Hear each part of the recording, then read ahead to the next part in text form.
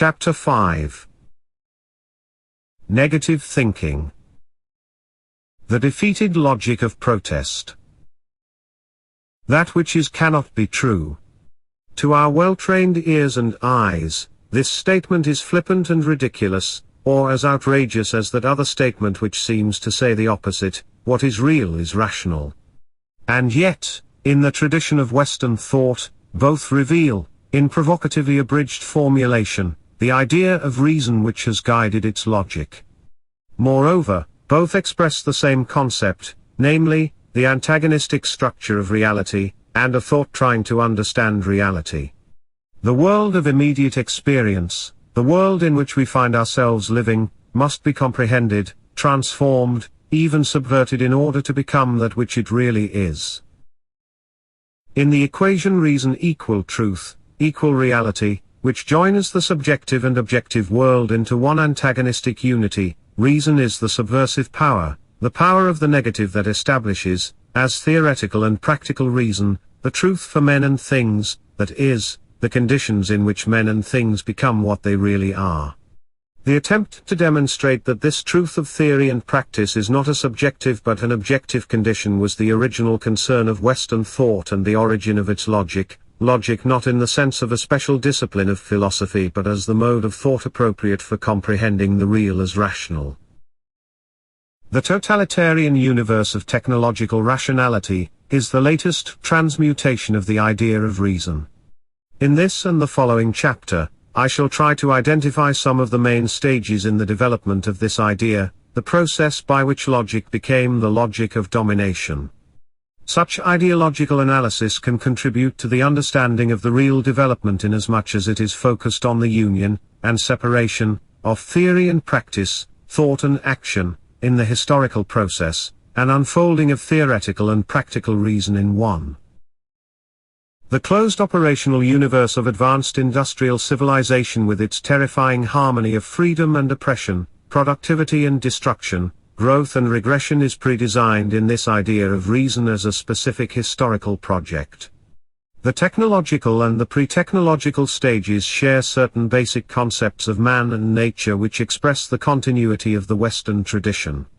Within this continuum, different modes of thought clash with each other. They belong to different ways of apprehending, organizing, changing society and nature.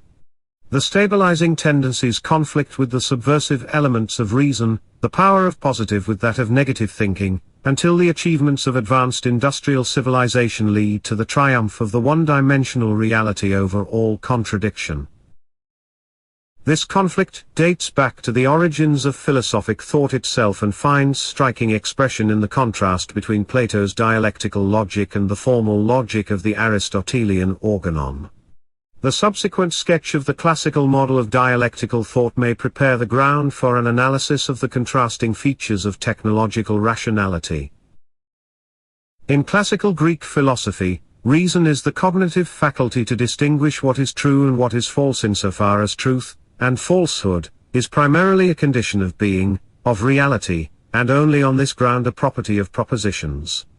True discourse, logic, reveals and expresses that which really is, as distinguished from that which appears to be, real. And by virtue of this equation between truth and real being, truth is a value, for being is better than non-being. The latter is not simply nothing, it is a potentiality of and a threat to being, destruction. The struggle for truth is a struggle against destruction, for the salvation of being, an effort which appears itself to be destructive if it assails an established reality as untrue, Socrates against the Athenian city-state. Inasmuch as the struggle for truth saves reality from destruction, truth commits and engages human existence. It is the essentially human project. If man has learned to see and know what really is, he will act in accordance with truth. Epistemology is in itself ethics, and ethics is epistemology. This conception reflects the experience of a world antagonistic in itself, a world afflicted with want and negativity, constantly threatened with destruction, but also a world which is a cosmos, structured in accordance with final causes.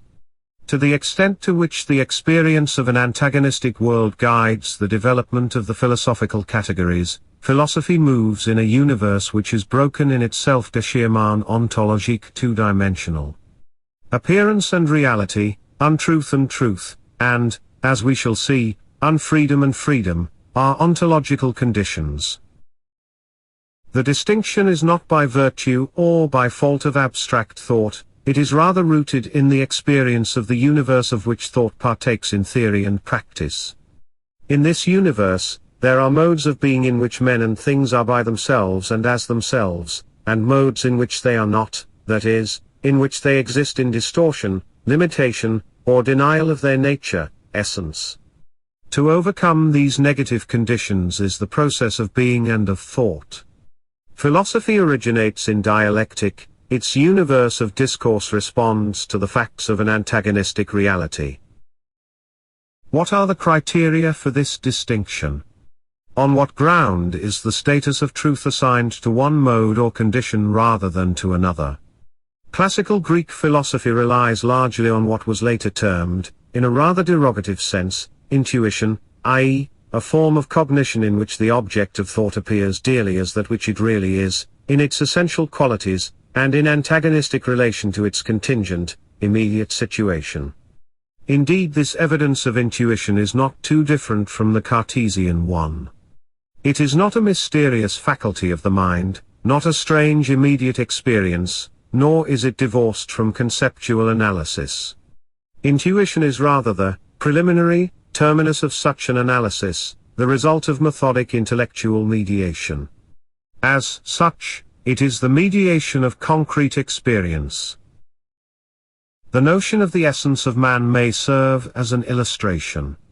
Analyzed in the condition in which he finds himself in his universe, man seems to be in possession of certain faculties and powers which would enable him to lead a good life, i.e., a life which is as much as possible free from toil, dependence, and ugliness.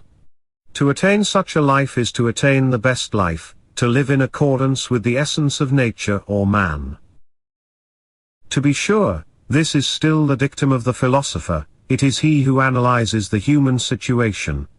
He subjects experience to his critical judgment, and this contains a value judgment, namely, that freedom from toil is preferable to toil, and an intelligent life is preferable to a stupid life.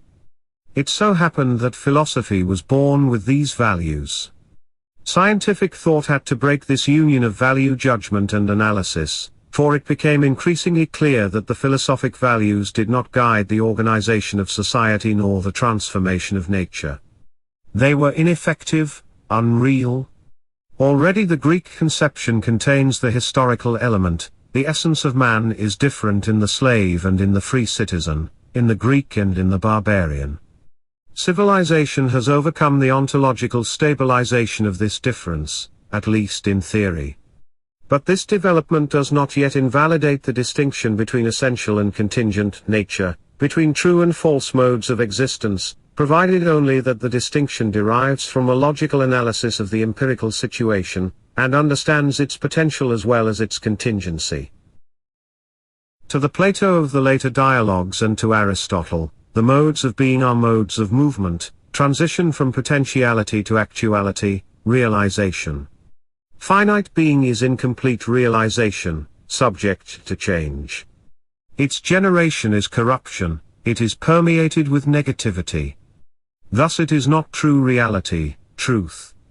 The philosophic quest proceeds from the finite world to the construction of a reality which is not subject to the painful difference between potentiality and actuality, which has mastered its negativity and is complete and independent in itself, free. This discovery is the work of logos and eros. The two key terms designate two modes of negation, erotic as well as logical cognition break the hold of the established, contingent reality and strive for a truth incompatible with it.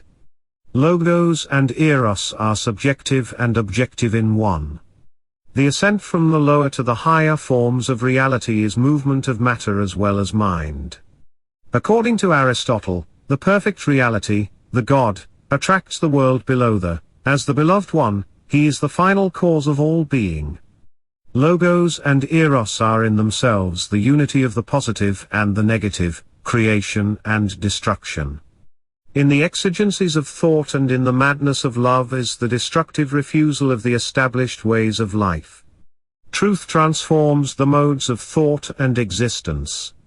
Reason and freedom converge.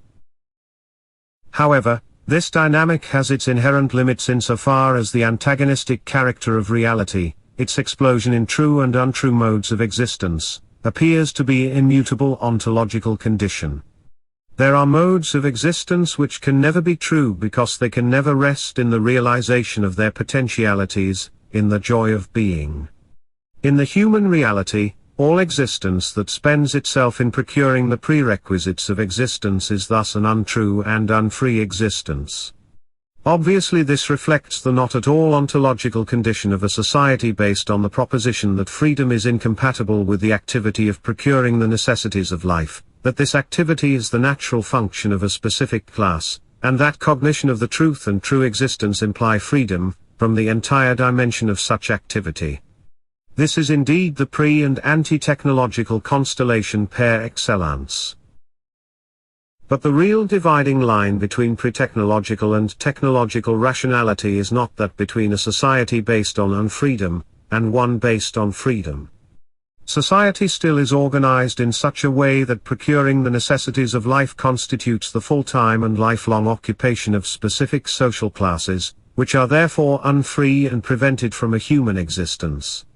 In this sense, the classical proposition according to which truth is incompatible with enslavement by socially necessary labor is still valid. The classical concept implies the proposition that freedom of thought and speech must remain a class privilege as long as this enslavement prevails.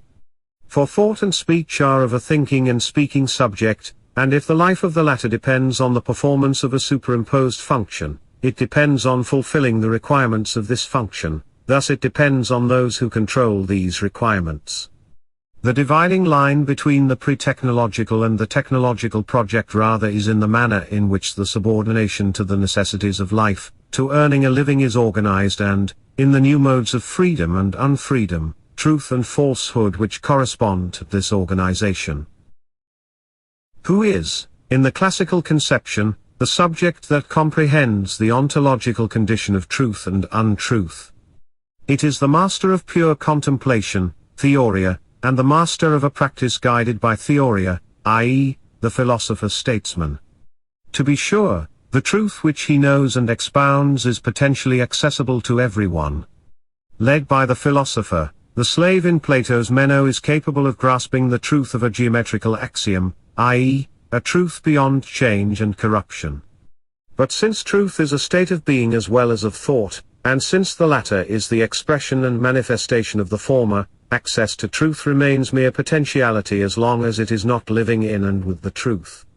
And this mode of existence is closed, to the slave, and to anyone who has to spend his life procuring the necessities of life.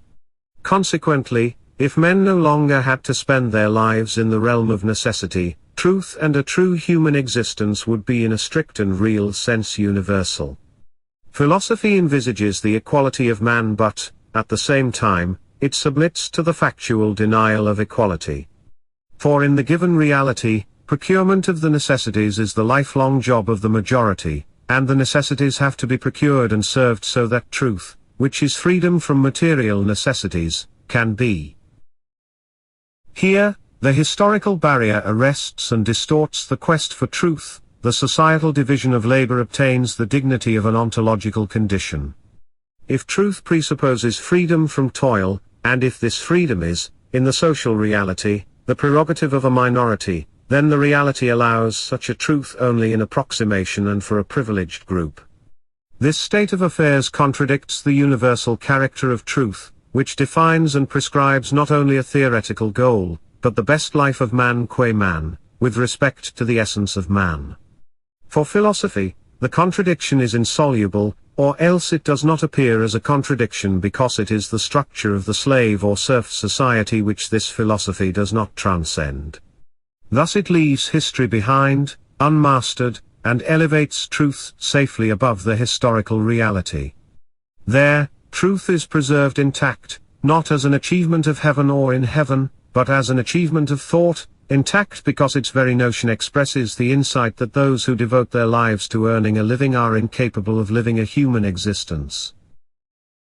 The ontological concept of truth is in the center of a logic which may serve as a model of pre-technological rationality. It is the rationality of a two-dimensional universe of discourse which contrasts with the one-dimensional modes of thought and behavior that develop in the execution of the technological project. Aristotle uses the term apophantic logos in order to distinguish a specific type of logos, speech, communication, that which discovers truth and falsehood and is, in its development, determined by the difference between truth and falsehood. It is the logic of judgment, but in the emphatic sense of a judicial sentence. Attributing p to s, because and in as far as it pertains to s, as a property of s. Or denying p to s, because and in as far as it does not pertain to s, etc. From this ontological basis, the Aristotelian philosophy proceeds to establish the pure forms of all possible true and false predications. It becomes the formal logic of judgments. When Husserl revived the idea of an apophantic logic, he emphasized its original critical intent. And he found this intent precisely in the idea of a logic of judgments, that is, in the fact that thought was not directly concerned with being, das Sein und Selbst, but rather with pretensions, propositions on being. Husserl sees in this orientation on judgments a restriction and a prejudice with respect to the task and scope of logic. The classical idea of logic shows indeed an ontological prejudice. The structure of the judgment, proposition, refers to a divided reality. The discourse moves between the experience of being and non-being, essence and fact, generation and corruption, potentiality, and actuality.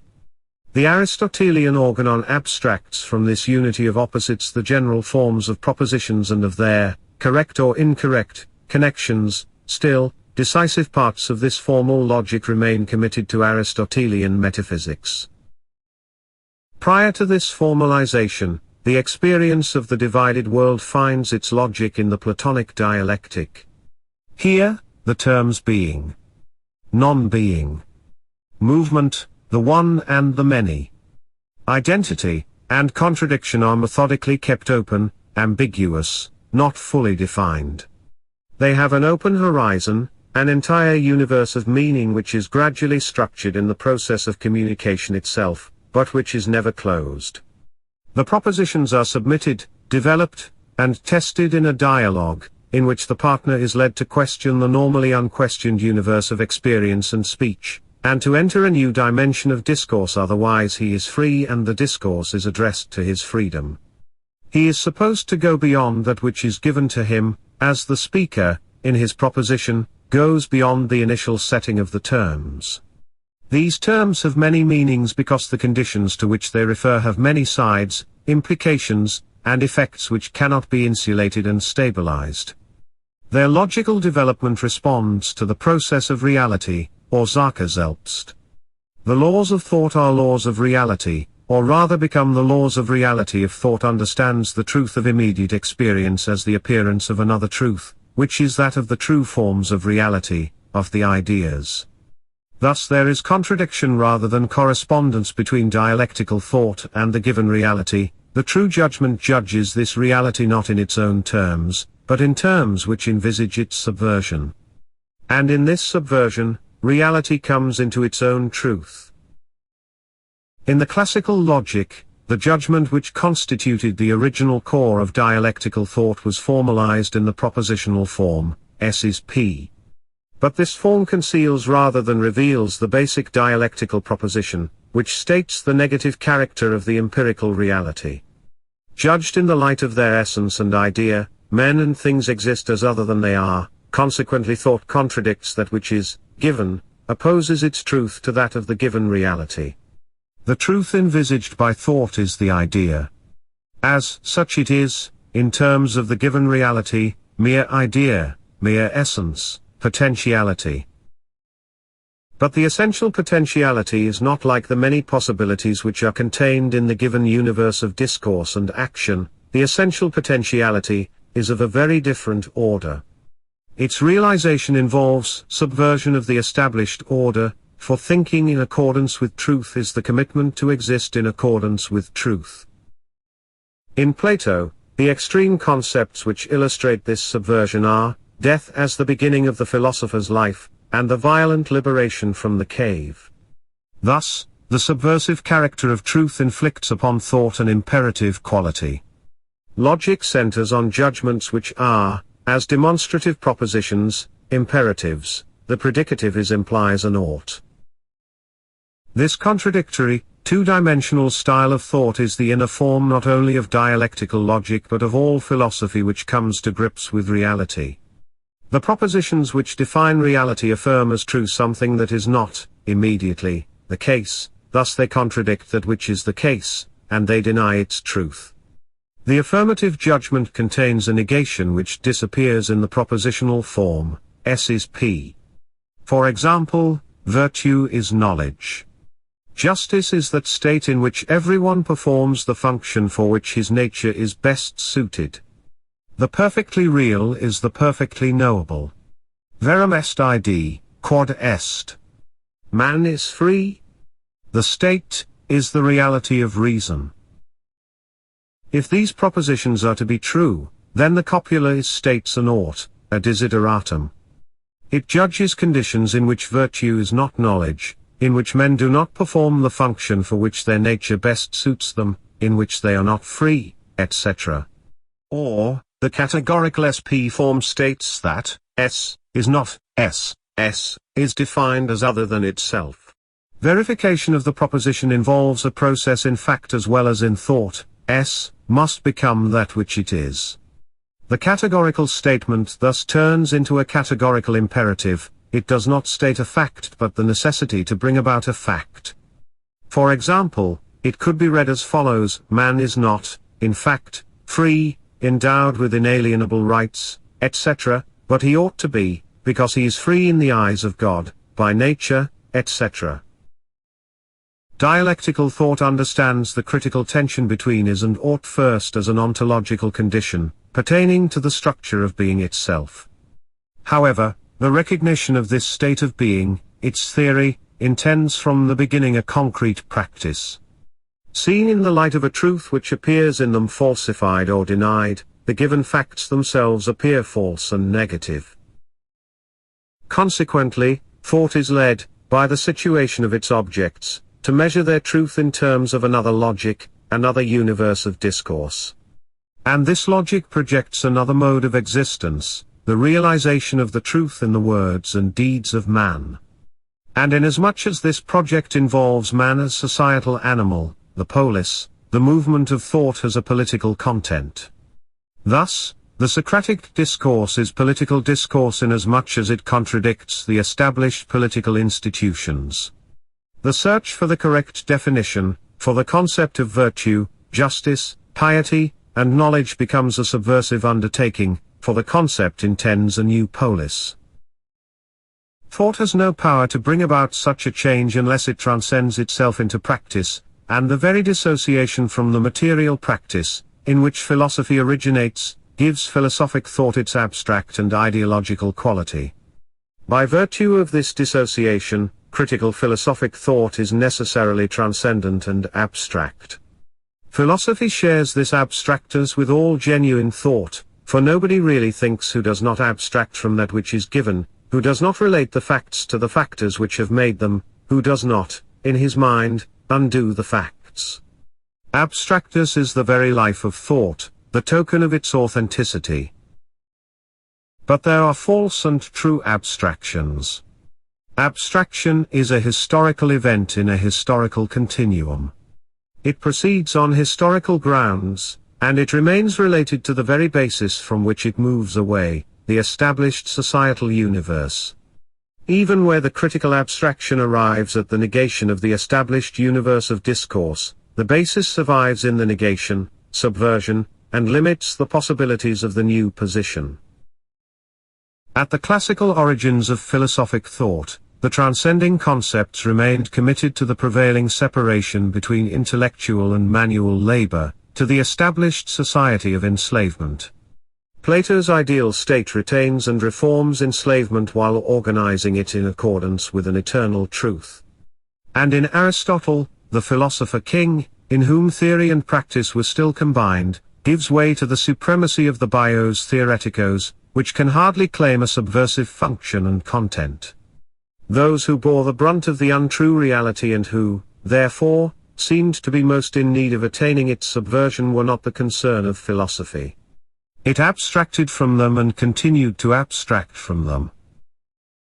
In this sense, idealism was germane to philosophic thought, for the notion of the supremacy of thought, consciousness, also pronounces the impotence of thought in an empirical world which philosophy transcends and corrects, in thought. The rationality in the name of which philosophy passed its judgments obtained that abstract and general purity which made it immune against the world in which one had to live. With the exception of the materialistic heretics, philosophic thought was rarely afflicted by the afflictions of human existence. Paradoxically, it is precisely the critical intent in philosophic thought which leads to the idealistic purification, a critical intent which aims at the empirical world as a whole, and not merely at certain modes of thinking or behaving within it. Defining its concepts in terms of potentialities which are of an essentially different order of thought and existence, the philosophic critique finds itself blocked by the reality from which it dissociates itself, and proceeds to construct a realm of reason purged from empirical contingency. The two dimensions of thought, that of the essential and that of the apparent truths, no longer interfere with each other, and their concrete dialectical relation becomes an abstract epistemological or ontological relation. The judgments passed on the given reality are replaced by propositions defining the general forms of thought, objects of thought, and relations between thought and its objects. The subject of thought becomes the pure and universal form of subjectivity, from which all particulars are removed. For such a formal subject, the relation between change and permanence, potentiality and actuality, truth and falsehood is no longer an existential concern, it is rather a matter of pure philosophy. The contrast is striking between Plato's dialectical and Aristotle's formal logic. In the Aristotelian organon, the syllogistic term, horos, is so void of substantial meaning that a letter of the alphabet is a fully equivalent substitute. It is thus entirely different from the metaphysical term, also horos, which designates the result of the essential definition, the answer to the question. Kapp maintains against Prantl that the two different significations are entirely independent of one another and were never mixed up by Aristotle himself. In any case, in formal logic, thought is organized in a manner very different from that of the Platonic dialogue. In this formal logic, thought is indifferent toward its objects. Whether they are mental or physical, whether they pertain to society or to nature, they become subject to the same general laws of organization, calculation, and conclusion, but they do so as fungible signs or symbols, in abstraction from their particular substance. This general quality, quantitative quality, is the precondition of law and order, in logic as well as in society, the price of universal control. Die Allgemeinheit der Gedanken, wie die diskursive Logik sie entwickelt, erhebt sich auf dem Fundament der Herrschaft in der Wirklichkeit. Aristotle's metaphysics states the connection between concept and control. The knowledge of first causes is, as knowledge of the universal, the most effective and certain knowledge, for disposing over the causes is disposing over their effects. By virtue of the universal concept, thought attains mastery over the particular cases. However, the most formalized universe of logic still refers to the most general structure of the given, experienced world. The pure form is still that of the content which it formalizes. The idea of formal logic itself is a historical event in the development of the mental and physical instruments for universal control and calculability. In this undertaking, man had to create theoretical harmony out of actual discord, to purge thought from contradictions, to hypostatize identifiable and fungible units in the complex process of society and nature. Under the rule of formal logic, the notion of the conflict between essence and appearance is expendable if not meaningless. The material content is neutralized. The principle of identity is separated from the principle of contradiction. Contradictions are the fault of incorrect thinking. Final causes are removed from the logical order. Well defined in their scope and function, concepts become instruments of prediction and control. Formal logic is thus the first step on the long road to scientific thought, the first step only, for a much higher degree of abstraction and mathematization is still required to adjust the modes of thought to technological rationality. The methods of logical procedure are very different in ancient and modern logic, but behind all difference is the construction of a universally valid order of thought, neutral with respect to material content. Long before technological man and technological nature emerged as the objects of rational control and calculation, the mind was made susceptible to abstract generalization. Terms which could be organized into a coherent logical system, free from contradiction or with manageable contradiction, were separated from those which could not. Distinction was made between the universal, calculable, objective and the particular, incalculable, subjective dimension of thought. The latter entered into science only through a series of reductions. Formal logic foreshadows the reduction of secondary to primary qualities in which the former become the measurable and controllable properties of physics. The elements of thought can then be scientifically organized, as the human elements can be organized in the social reality. Pre-technological and technological rationality, ontology and technology are linked by those elements of thought which adjust the rules of thought to the rules of control and domination. Pre-technological and technological modes of domination are fundamentally different as slavery is from free wage labor, paganism from Christianity, the city-state from the nation, the slaughter of the population of a captured city from the Nazi concentration camps. However, history is still the history of domination, and the logic of thought remains the logic of domination. Formal logic intended universal validity for the laws of thought. And indeed, without universality, thought would be a private, non-committal affair, incapable of understanding the smallest sector of existence. Thought is always more and other than individual thinking. If I start thinking of individual persons in a specific situation, I find them in a supra-individual context of which they partake, and I think in general concepts. All objects of thought are universals. But it is equally true that the supra-individual meaning, the universality of a concept, is never merely a formal one. It is constituted in the interrelationship between the thinking and acting subjects and their world. Logical abstraction is also sociological abstraction. There is a logical mimesis which formulates the laws of thought in protective accord with the laws of society, but it is only one mode of thought among others. The sterility of Aristotelian formal logic has often been noted. Philosophic thought developed alongside and even outside this logic. In their main efforts, neither the idealist nor the materialist, neither the rationalist nor the empiricist schools, seem to owe anything to it. Formal logic was non-transcendent in its very structure. It canonized and organized thought within a set framework beyond which no syllogism can pass. It remained analytics. Logic continued as a special discipline alongside the substantive development of philosophic thought, essentially unchanging in spite of the new concepts and new contents which marked this development. Indeed, neither the schoolment nor the rationalism and the empiricism of the early modern period had any reason to object to the mode of thought which had canonized its general forms in the Aristotelian logic.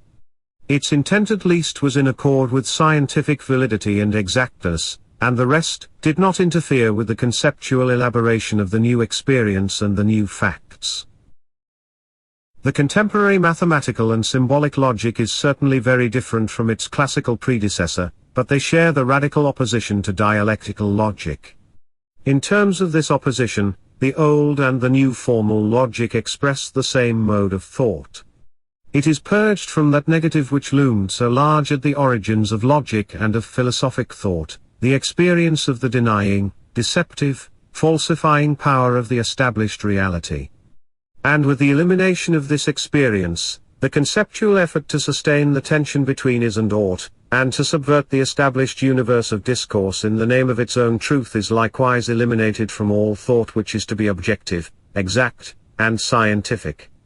For the scientific subversion of the immediate experience which establishes the truth of science as against that of immediate experience does not develop the concepts which carry in themselves the protest and the refusal. The new scientific truth which they oppose to the accepted one does not contain in itself the judgment that condemns the established reality. In contrast, dialectical thought is and remains unscientific to the extent to which it is such judgment, and the judgment is imposed upon dialectical thought by the nature of its object, by its objectivity. This object is the reality in its true concreteness. Dialectical logic precludes all abstraction which leaves the concrete content alone and behind, uncomprehended. Hegel detects in the critical philosophy of his time the fear of the object, Angst vor dem Objekt, and he demands that a genuinely scientific thought overcome this position of fear and comprehend the logical and the pure rational, das Logische, das rein Vernünftige in the very concreteness of its objects. Dialectical logic cannot be formal because it is determined by the real, which is concrete. And this concreteness, far from militating against a system of general principles and concepts, requires such a system of logic because it moves under general laws which make for the rationality of the real. It is the rationality of contradiction, of the opposition of forces, tendencies, elements, which constitutes the movement of the real and, if comprehended, the concept of the real. Existing as the living contradiction between essence and appearance, the objects of thought are of that inner negativity which is the specific quality of their concept. The dialectical definition defines the movement of things from that which they are not to that which they are. The development of contradictory elements, which determines the structure of its object, also determines the structure of dialectical thought. The object of dialectical logic is neither the abstract, general form of objectivity, nor the abstract, general form of thought, nor the data of immediate experience. Dialectical logic undoes the abstractions of formal logic and of transcendental philosophy, but it also denies the concreteness of immediate experience. To the extent to which this experience comes to rest with the things as they appear and happen to be, it is a limited and even false experience. It attains its truth if it has freed itself from the deceptive objectivity which conceals the factors behind the facts, that is, if it understands its world as a historical universe, in which the established facts are the work of the historical practice of man. This practice, intellectual and material, is the reality in the data of experience, it is also the reality which dialectical logic comprehends. When historical content enters into the dialectical concept and determines methodologically its development and function, dialectical thought attains the concreteness which links the structure of thought to that of reality. Logical truth becomes historical truth. The ontological tension between essence and appearance, between is and ought becomes historical tension, and the inner negativity of the object world is understood as the work of the historical subject, man in his struggle with nature and society. Reason becomes historical reason. It contradicts the established order of men and things on behalf of existing societal forces that reveal the irrational character of this order, for rational is a mode of thought and action which is geared to reduce ignorance, destruction, brutality, and oppression. The transformation of ontological into historical dialectic retains the two-dimensionality of philosophic thought as critical, negative thinking. But now essence and appearance, is and ought, confront each other in the conflict between actual forces and capabilities in the society. And they confront each other, not as reason and unreason, right and wrong, for both are part and parcel of the same established universe, both partaking of reason and unreason, right and wrong. The slave is capable of abolishing the masters and of cooperating with them, the masters are capable of improving the life of the slave and of improving his exploitation. The idea of reason pertains to the movement of thought and of action. It is a theoretical and a practical exigency. If dialectical logic understands contradiction as necessity belonging to the very nature of thought, zur Natur der Denkbestimmungen, it does so because contradiction belongs to the very nature of the object of thought, to reality, where reason is still unreason, and the irrational still the rational. Conversely, all established reality militates against the logic of contradictions. It favors the modes of thought which sustain the established forms of life, and the modes of behavior which reproduce and improve them. The given reality has its own logic and its own truth. The effort to comprehend them as such and to transcend them presupposes a different logic, a contradicting truth. They belong to modes of thought which are non-operational in their very structure. They are alien to scientific as well as common sense operationalism. Their historical concreteness militates against quantification and mathematization on the one hand, and against positivism and empiricism on the other. Thus these modes of thought appear to be a relic of the past, like all non-scientific and non-empirical philosophy. They recede before a more effective theory and practice of reason.